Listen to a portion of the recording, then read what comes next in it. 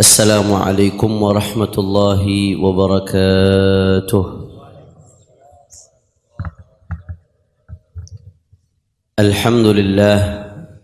الحمد لله رب العالمين وبه نستعين على أمور الدنيا والدين. اللهم فصل وسلم وبارك وكرم ومجد وعظم على سيدنا وحبيبنا وشفيعنا ونور قلوبنا محمد الفاتح لما أغلق والخاتم لما سبق ناصر الحق بالحق والهادي إلى الصراط المستقيم وعلى آله وصحبه حق قدره ومقداره العظيم. يا فتاح يا عليم. أما بعد.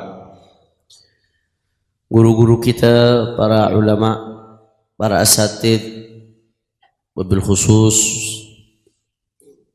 pimpinan Yayasan As-Sa'adah Habiban Al-Mahbub Al-Habib Ali bin Idrus bin Hashim Al-Attas dan saudara beliau Al-Habib Alawi dan semuanya para asatid, tidak saya sebutkan satu persatu tanpa mengurangi rasa hormat saya kepada beliau semua.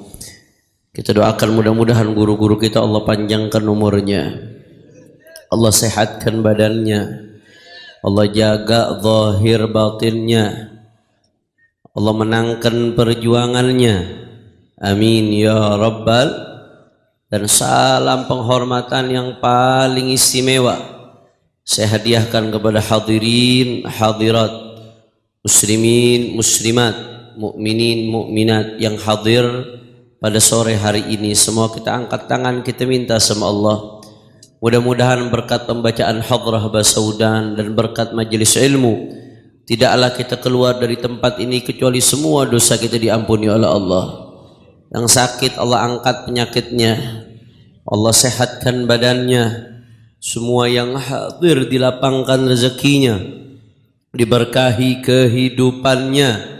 Amin ya rabbal alamin. Ahibba'il kiram, melanjutkan pembacaan kitab Al-Atiyatul Haniyah yang bulan lalu saya berhalangan hadir karena berangkat ke Hadramut, Habib.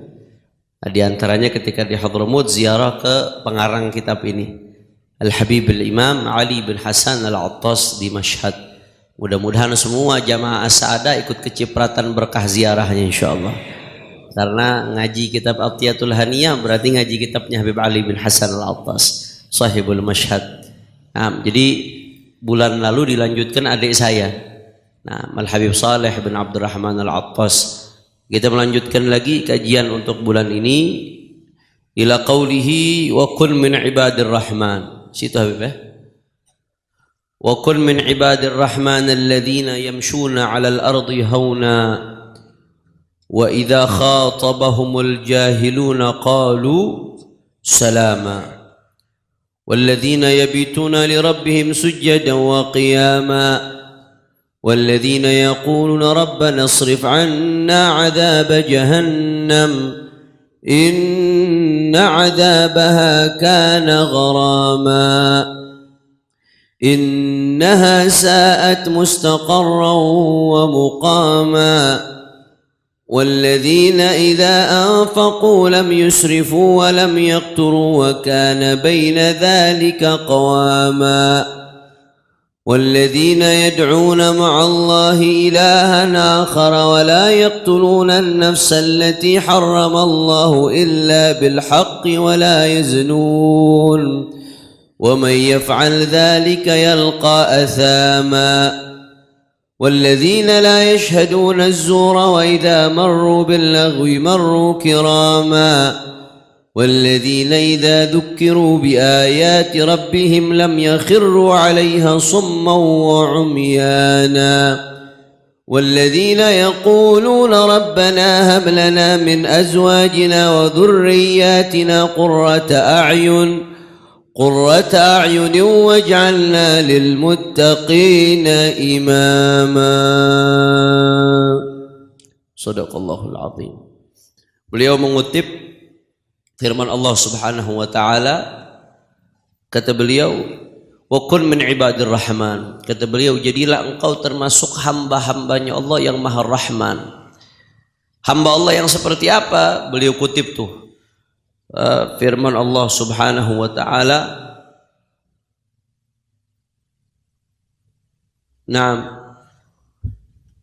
Beliau kutip firman Allah Subhanahu wa taala, wa ibadur rahman alladzina yamshuna 'alal ardi hauna, ila akhir ayat. Ini ayat-ayat yang di dalam ayat tersebut Allah Subhanahu wa taala menggambarkan sifatnya hamba-hamba Allah yang saleh.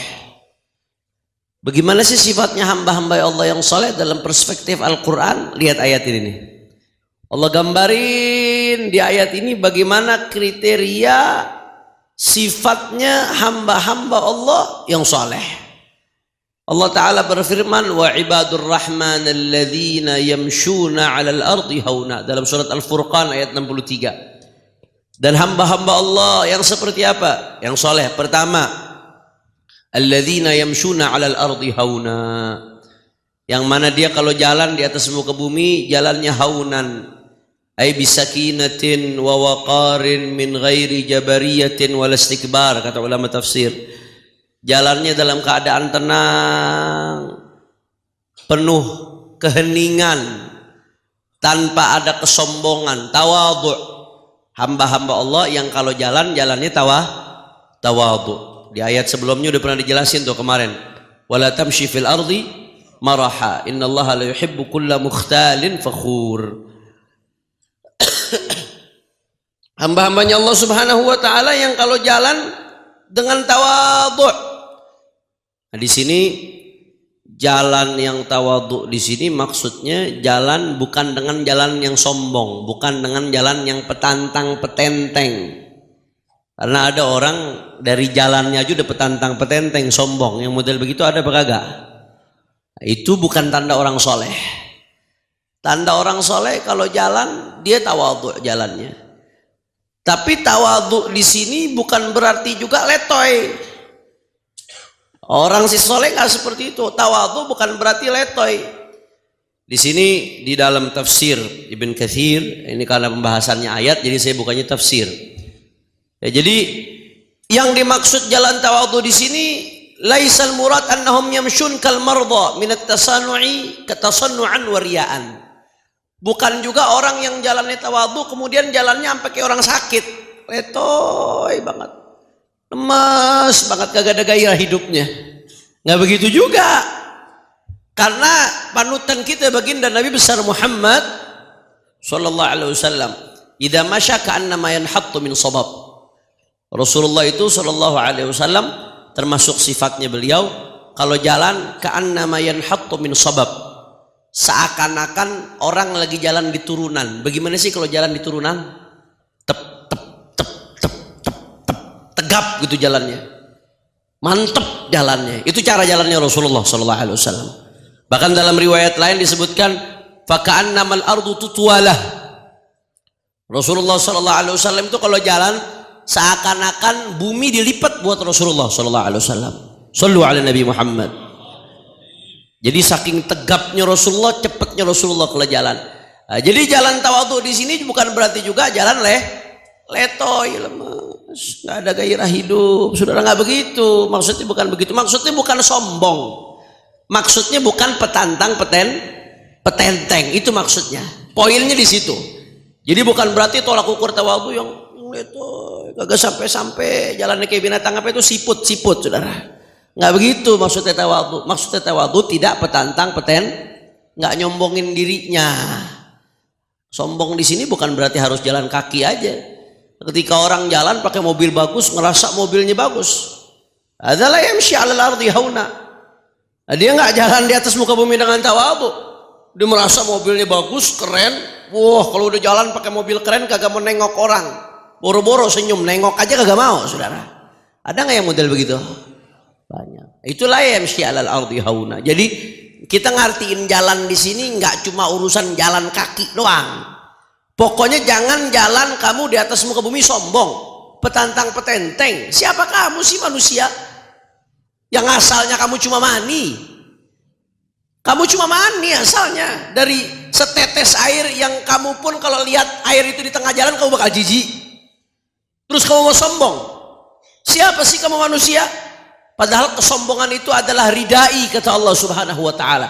Kesombongan itu adalah selendangnya Allah Subhanahu wa taala. Terus kamu mau rampas selendang itu dari Allah, kamu mau sombong, siapa kamu? Apa yang mau disombongkan manusia? Manusia mau disombongin, ya Allah, mohon maaf ya, mohon maaf Pak. Manusia mau sombong, mohon maaf. Lobang kentutnya ditutup aja, selesai manusia. Betul apa kagak? Mau lobang buang airnya Allah tutup aja, selesai ente. Terus mau sombong, Maka termasuk hamba-hamba Allah yang soleh yang sadar diri. Alladzina yamshuna 'alal ardi hauna. Yang jalan di atas muka bumi enggak sombong jalannya. Penuh tawadhu, hatinya enggak merasa lebih mulia dari orang lain, tapi dia sadar dia hanyalah hamba Allah, bukan siapa-siapa kecuali dari anugerahnya Allah Subhanahu wa ta'ala. Tapi bukan juga letoy mentang-mentang kata Habib tadi, contoh orang soleh jalannya tawadhu habis itu diletoy-letoyin. Itu wagat kariha ba'du salaf al-masya bitasannu'in bitadha'ufin wa tasannu'in. Di sini disebutkan oleh Ibn Katsir, sebagian ulama salaf nggak demen tuh orang yang jalannya dilemes-lemesin. Orang jalannya dilemes-lemesin. Saya pernah ketemu satu orang, nggak perlu saya sebut namanya. Nah, ini contoh ya, saya nemenin dia, ini orang dari luar negeri. Saya nemenin dia ceramah. Begitu nemenin dia ceramah di salah satu wilayah di Indonesia, tahu-tahu jalannya lemes banget, sampai saya pegangin. Ya Allah, kesian ini orang nih, lemes sampai saya pegangin pakai tongkat, lemes jalannya. Saya pegangin, saya tuntun sampai saya bopong, saudara. Nggak lama saya ketemu dia di negerinya. Begitu saya ketemu di negerinya lagi bawa motor, saudara. Ulang bangke ini orang nih, pura-pura doang, nggak tahu aja. Ya, itu nggak demen tuh karya ba'du salaf. Sebagian ulama salaf nggak demen orang yang jalannya dilemes-lemesin, nggak demen. Bitasannu'in, dibikin-bikin seolah-olah tawadhu.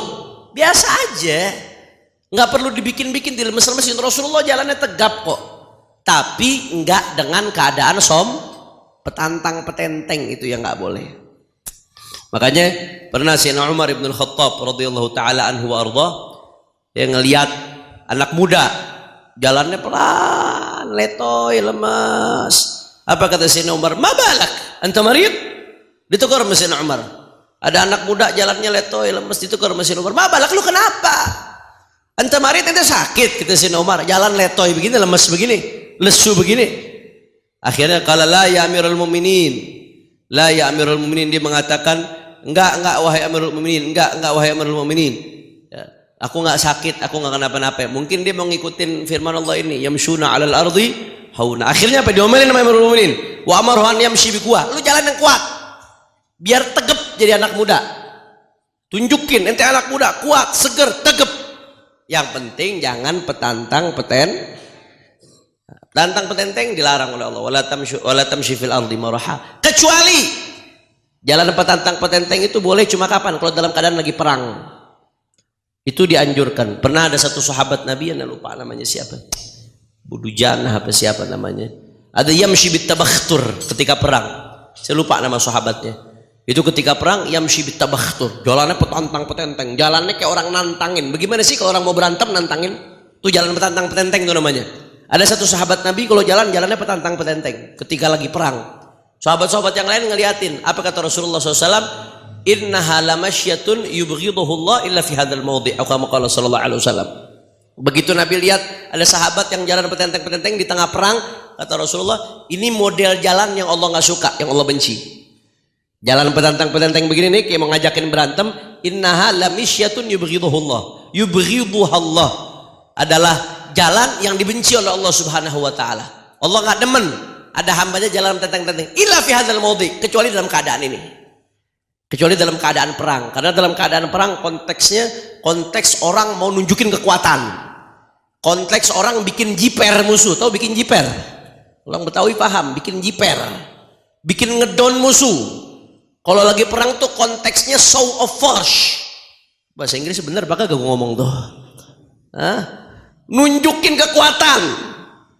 pamer kekuatan. Maka kata Rasulullah, jalan petantang-petantang begini ini jalan yang dibenci oleh Allah, jalan sombong. Illa fi hadzal maudhi, kecuali dalam konteks perang.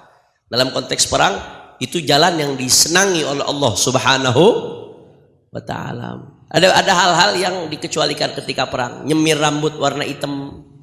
Apa hukumnya beb nyemir rambut warna hitam? Wah, di dalam Zubat disebutkan wa harramu khidab asy-sya'ri bis-sawad lirrajulin wa imra'atin dalil jihad.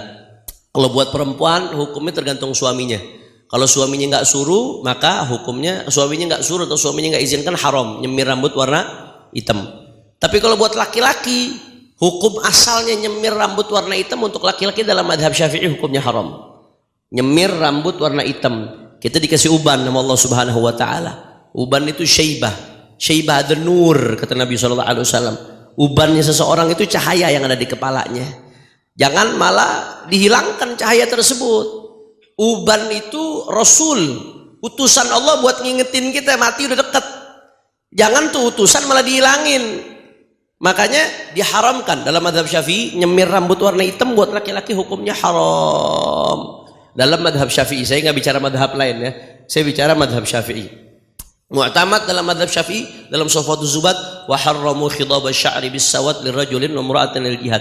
Nyemir rambut warna hitam dalam madhab Syafi'i hukumnya haram. La lil jihad, kecuali buat jihad. Kalau laki-laki pengen jihad fisabilillah, pengen berperang di jalan Allah. Rambutnya udah putih semua nih. Wah, kalau pasukan umat Islam rambutnya putih semua. Umat musuh akhirnya gampang. Musuh udah hatinya gede duluan. Lawan gue kakek-kakek semua. Diberi akhirnya saudara. Maka kalau dalam keadaan perang nyemir rambut warna hitam itu nggak haram hukumnya. Bahkan dianjurkan untuk tadi itu show of force, untuk menunjukkan kekuatan. Kira-kira jelas atau tidak? Wa ibadur rahman alladzina yamshuna 'alal ardi hauna. Hamba Allah yang soleh bagaimana? Yang kalau jalan di atas muka bumi nggak petantang-petenteng, nggak sombong, dia sadar dia bukan siapa-siapa, dia hanyalah hamba Allah. La haula wa la quwwata illa billah. Wa idza khatabahumul jahiluna qalu salama. Dan hamba Allah yang soleh itu kalau diajak bicara sama orang-orang jahil, kalau diajak bicara sama orang-orang jahil, maksudnya diajak bicara sama orang jahil apa? Kalau dia dicaci sama orang bodoh, dimaki sama orang bodoh, dihina sama orang bodoh, ya, maka apa? Qalu salama, nggak usah diladenin, salama, udah selamat aja, assalamualaikum, selesai, nggak usah diladenin. Itu ciri-ciri orang-orang soleh. La ilaha illallah. Sebenarnya kalau ada orang, Ana dapat rumus menarik dari Sayyidil Walid Al-Habib Rizik Syihab hafizahullahu ta'ala warah. Ada rumus yang menarik yang saya lihat, itulah kesimpulan dari dalil-dalil yang kami fahami dari Al-Quran dan Sunnah. Apa kata beliau? Kata beliau, kalau ada yang nyaci maki kita jangan diladenin, buang-buang waktu. Beliau bilang nih, ada yang nyaci maki kita jangan diladenin, buang-buang waktu. Kalau isinya caci maki. Tapi kalau ada yang fitnah, jawab. Beda fitnah sama caci maki. Ente difitnah, misalkan nih ada yang fitnah Habib Ali bin Idrus bin Hashim al-Attas, ya naudzubillah min dalik, ada yang fitnah korupsi duit yayasan, wah, terus Habib Ali diem nggak bela diri, akhirnya wali murid percaya nanti sudah, padahal itu isinya apa? Fitnah kalau didiemin bahaya.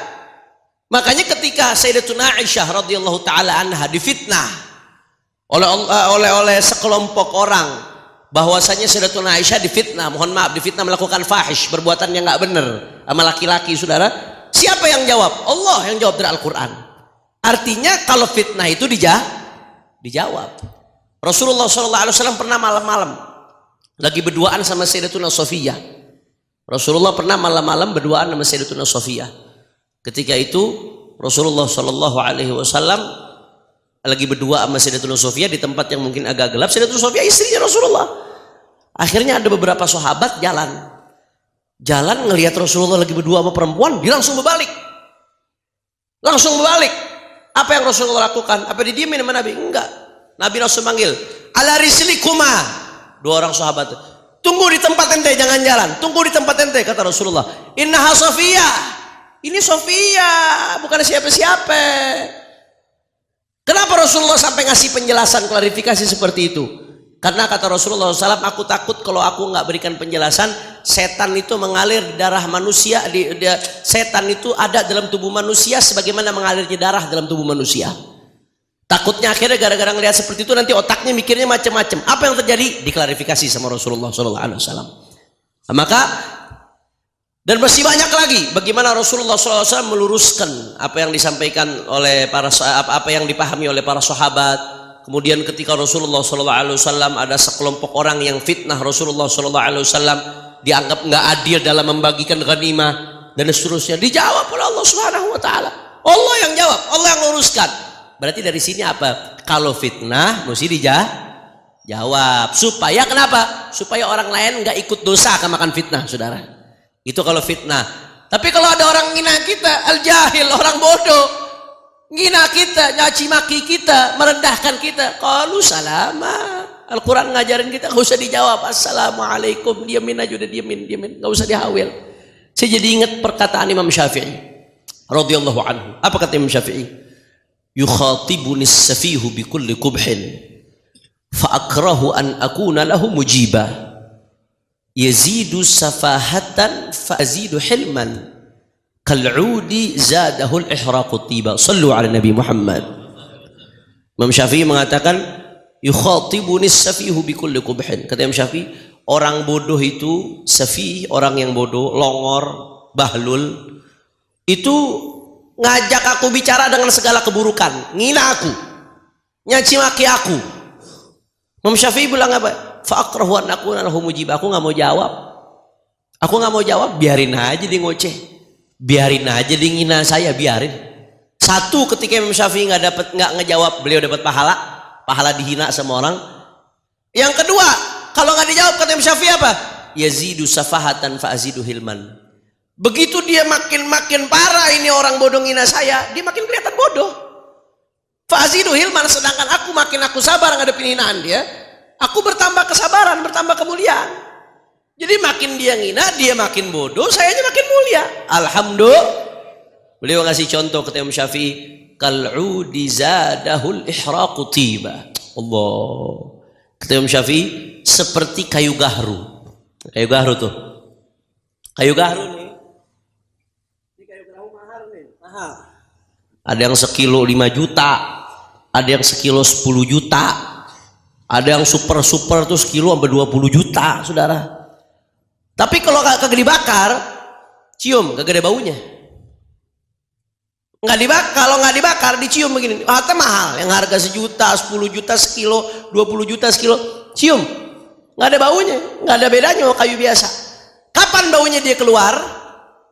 Kalau dibakar tuh, dibakar sama Habib Ali, kayu sepotong kecil, dibakar sama Habib Ali satu, baunya bereng-berengan, satu ruangan menikmati harumnya. Alhamdulillah, orang mulia begitu.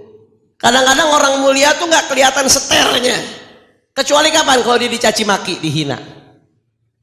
Kalau dia dicaci maki, dihina, baru kelihatan seternya, saudara. Oh, ini orang mulia. Makin dicaci maki, makin dimuliakan oleh Allah Subhanahu Wa Taala. Makin dihina, makin dimuliakan oleh Allah Subhanahu Wa Taala. Makin direndahkan, makin dimuliakan oleh Allah Subhanahu Wa Taala. Kira-kira jelas atau tidak? Apa dalam syair lain Imam Syafi'i mengatakan, idza khatabas safihu fala tujibhu fa khairun min ijabatihi sukutu fa in ajabtahu farajta anhu wa kama qala wa in khallaitahu kamadan yamutu. Kata Imam Syafi'i, kalau orang bodoh ngajak kamu bicara, nyaci maki kamu, ngina kamu, fala tujibhu, enggak usah dijawab. Mau ngapain dijawab? Maka fa khairun min ijabati sukutu, jawaban terbaik apa? Sukut, diam. Jawaban terbaik terhadap orang bodoh yang mencaci maki kita, ngina kita, sukut, diam. Kenapa? Kata beliau, fa in ajabtahu, kalau kamu jawab dia, kamu girangin dia. Memang tujuan dia mau dijawab, pengennya rame terus. Kayak sekarang, saudara. Ya, ada orang-orang yang di YouTube yang kerjaannya ngina ulama, nyaci maki ulama, ngerendahkan ulama, ngerendahkan habaib. Ya pengennya emang dijawab, karena kalau nggak dijawab, bahannya dia habis nggak dapat duit dong dari main YouTube, saudara. Betul apa kagak?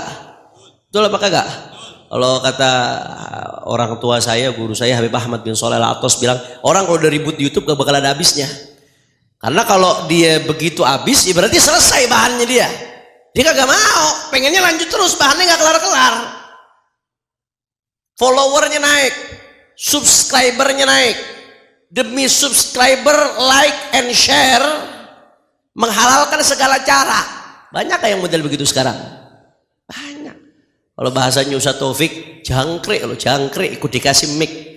Jangkrik itu suaranya kecil sebetulnya. Gara-gara dikasih mic, satu kampung rame semuanya. Jangkrik dikasih mic. Terus-terusan ngoceh terus, saudara. Karena dia begitu, kalau nggak ada masalah ini dia kagak rame, orang nggak kenal namanya. Dia ngerasa menikmati popularitas yang sedang dialamin. Makanya bakal dirawat terus tuh namanya konflik. Maka kata Imam Syafi'i, kalau ada orang nyaci maki kamu, ngina kamu, diemin aja. Kalau kamu jawab, dia girang. Tapi fa'in khallaita anhu, kalau kamu diemin, kamadannya mutu, lama-lama mati sendiri dia.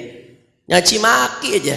Kalau bahasanya Ustaz Abdul Somad bilang, kalau ada orang bilang maulid bid'ah, ya apa namanya, taul bid'ah, tawasul bid'ah, kita udah jawab kan, udah dikasih dalil apa, dia kagak mau tahu juga, kagak mau dengar, udah biarin aja, diemin. Yang penting udah dijelasin. Kalau dia masih ngoceh juga, diemin aja. Terus bikin maulid, terus bikin haul, terus tawasulan, ramein. Sampai kapan? Sampai dia capek ngomong bid'ah, bid'ah, bid'ah, bid'ah, bid'ah, bid'ah, mati saudara. Jelas apa kagak? Jelas atau tidak?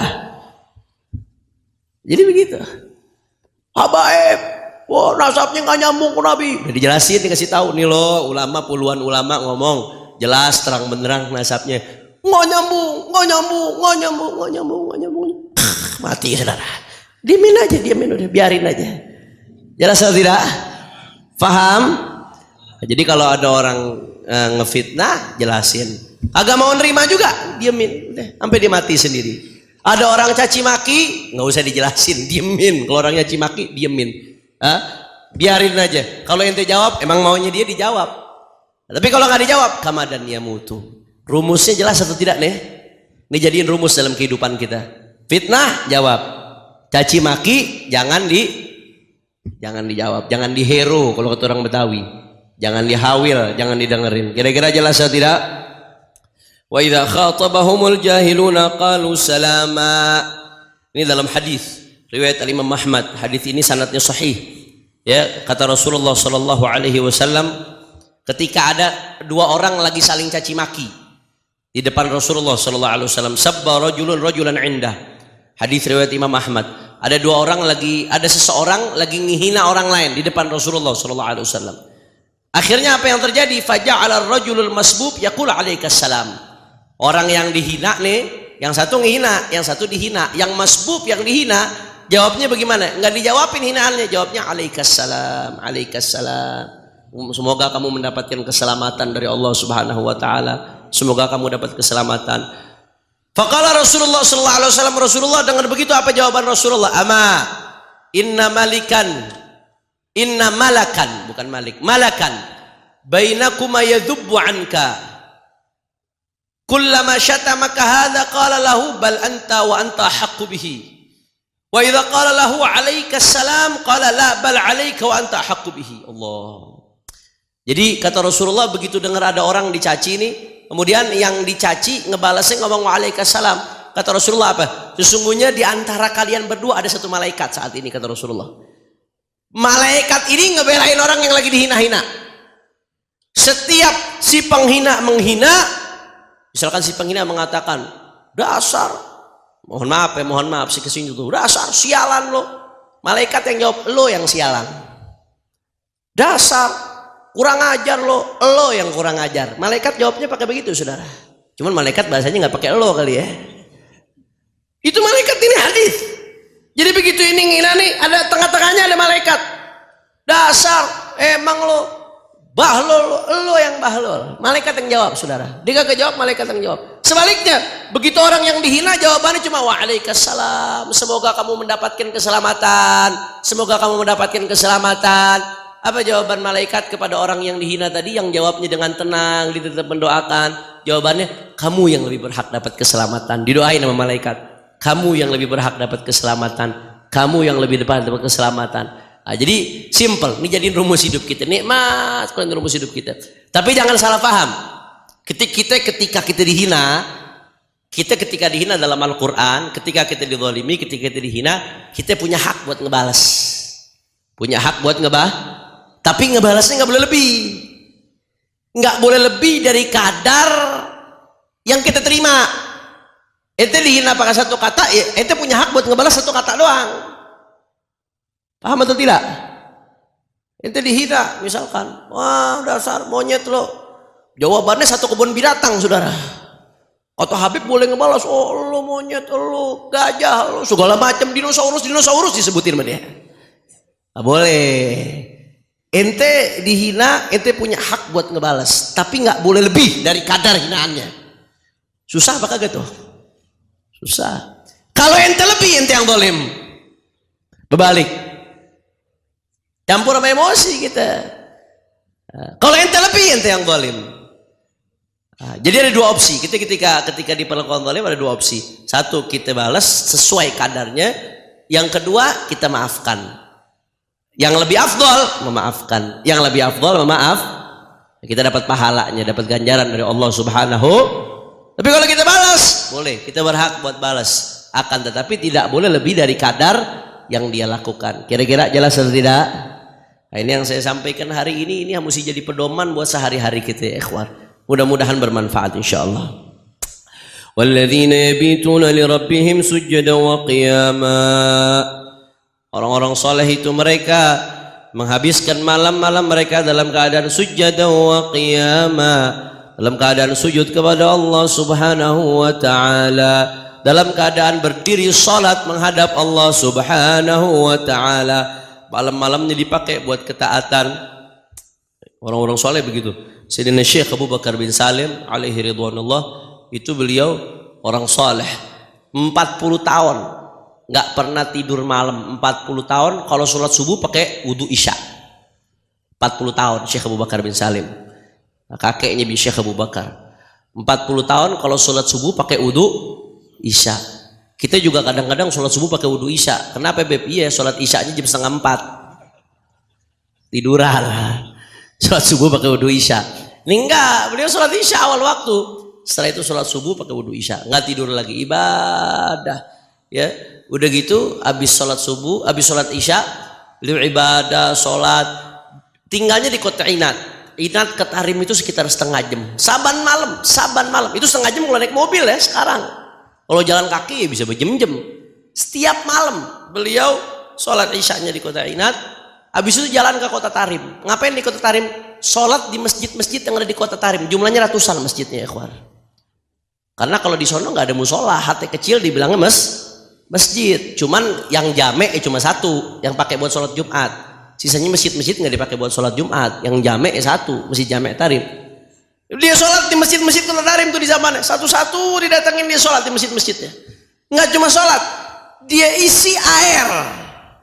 Tempat orang buat wudhu besok subuh-subuh. Diisi air satu-satu tuh. Biar ngebantuin orang buat subuh besok supaya ada air kalau sholat. Nggak cuma itu, dia isi air yang buat minum binatang. Habis itu balik lagi ke kota Inat, sholat subuhnya udah di Inat, di Masjid Ba'isa, di Lisik, saudara. Allahu Akbar, ini orang-orang saleh. Persis yang Allah bilang dalam Al-Quran. Ya udah jalan nggak ada sombongnya, dengan rendah hati, padahal beliau cucunya Rasulullah, orang alim. Dengan rendah hati dia isiin air di masjid-masjid, diisiin air tempat minum binatang. Habis itu, walladzina yabituna lirabbihim sujjadan wa qiyama. Malam harinya dihabisin sujud, berdiri, sholat, beribadah kepada Allah Subhanahu. Nggak sampai di situ. والذين يقولون ربنا اصرف عنا عذاب جهنم إن عذابها كان غراما.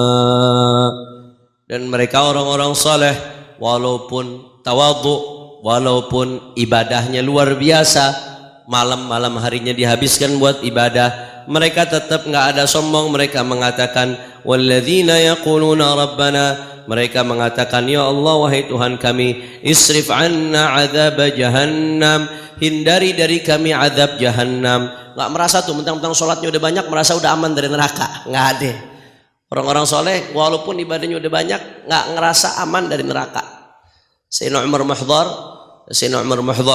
bin Sayyidina Imam Abdurrahman As-Saggaf, itu beliau sampai-sampai mengatakan apa? Kata beliau, ya laitani, andai aku ini adalah kabsyah, aku ini cuma kambing.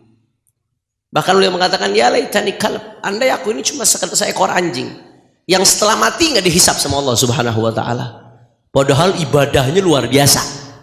Tapi nggak ada dalam hatinya perasaan sombong. Oh saya udah ibadah, udah pasti nggak bakal masuk neraka, udah nggak ada begitu. Tetap kayak firman Allah, isrif anna adzab jahannam, ya Allah hindari kami dari azab neraka, inna adzabaha kana gharama, karena sesungguhnya azab neraka adalah sesuatu yang gharama ay laziman, sesuatu yang pasti. Gharama ay lazima, azab neraka adalah sesuatu yang pasti yang akan datang. Jadi mereka orang-orang saleh itu walaupun ibadahnya sudah luar biasa, Allah gambarkan dalam Al-Quran, tetap dalam hatinya nggak ada perasaan aman dari murka Allah. Tetap memohon kepada Allah supaya dihindari dari azabnya Allah Subhanahu wa ta'ala. Kadang-kadang kita malu kalau dengar cerita-cerita mereka, kita malu. Kita yang ibadahnya udah nggak seberapa, maksiatnya banyak, udah pede banget berasa udah pasti masuk surga, saudara. Seolah-olah udah punya tiket surga. Orang-orang soleh ibadahnya udah begitu luar biasa, tetap ada rasa takut di hatinya kepada Allah Subhanahu wa ta'ala, minta dijauhkan dari azab neraka. Mudah-mudahan Allah jauhkan kita dari azab neraka insyaallah. Amin ya rabbal alamin. Amin ya rabbal alamin. Innaha sa'at mustaqarran wa muqama.